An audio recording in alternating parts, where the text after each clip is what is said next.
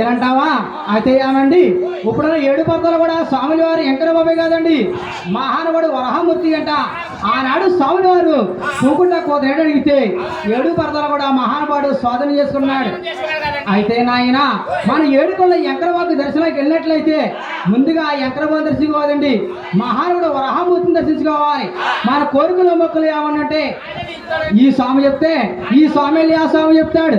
మనకి ఎత్తం గంగారే వస్తం గంగారే ముందుగా ఎక్కడమో దర్శించుకుంటాం, అది చాలా తప్పండి.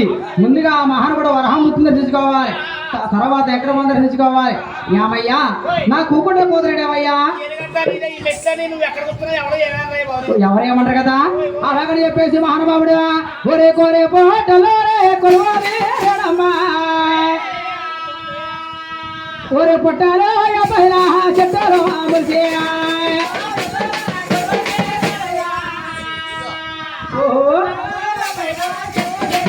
ఓ తింటారే కైరారో తింటారమ్మా ఒరే లక్ష్మో లక్ష్మో కళ పెట్టేడమ్మా